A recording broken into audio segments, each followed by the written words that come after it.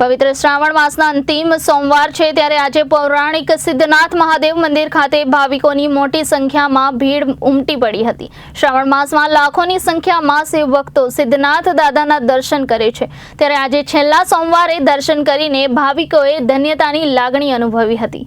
પવિત્ર શ્રાવણ માસનો અંતિમ સોમવાર છે ત્યારે આજે પૌરાણિક સિદ્ધનાથ મહાદેવ મંદિર ખાતે ભાવિકોની મોટી સંખ્યામાં ભીડ ઉમટી પડી હતી। શ્રાવણ માસમાં લાખોની સંખ્યામાં શિવ ભક્તો સિદ્ધનાથ દાદાના દર્શન કરે છે ત્યારે આજે છેલ્લા સોમવારે દર્શન કરીને ભાવિકોએ ધન્યતાની લાગણી અનુભવી હતી।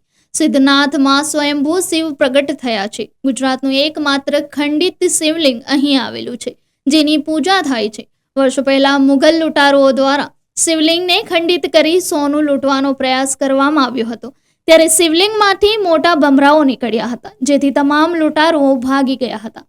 ત્યારબાદ તે જગ્યાએથી શિવલિંગ ખંડિત થયું હતું તેમાંથી સ્વયંભૂ ગંગાજી પ્રગટ થયા હતા। સિદ્ધનાથ મહાદેવમાં લોકોને ખૂબ જ શ્રદ્ધા અને આસ્થા છે।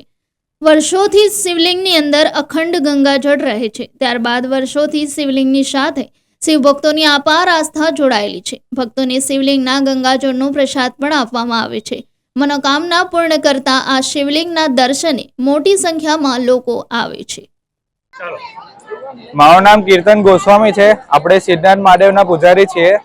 સિદ્ધનાથ મહાદેવમાં શ્રાવણ માસ દરમિયાન લાખોની ભીડોમાં ભક્તો ઉમટી પડે છે મહાદેવના દર્શન કરવા તથા રવિ અને સોમવારે લોકો લાખો અને બે લાખની સંખ્યામાં 200 કિલોમીટર દૂરથી ચાલતા દર્શન કરવા ઉપડે છે।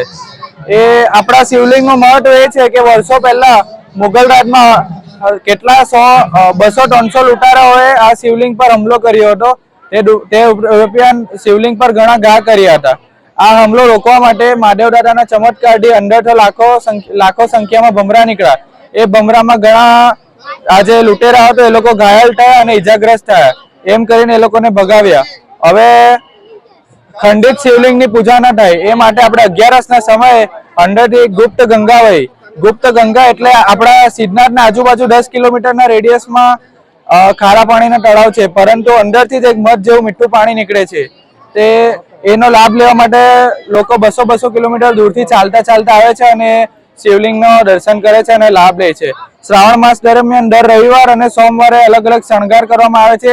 આજે શ્રી કેદારનાથ ધામનો શણગાર કરવામાં આવ્યો છે જે તમે જોઈ જ શકો છો અંદર જઈને। તે માટે હવે કેદારનાથ ભગવાનના દર્શન 2 દિવસ માટે રાખવામાં આવશે ત્યારથી શ્રાવણ માસ અંત થશે। Reporter Arvind Rathod, Janadesh news, Surat.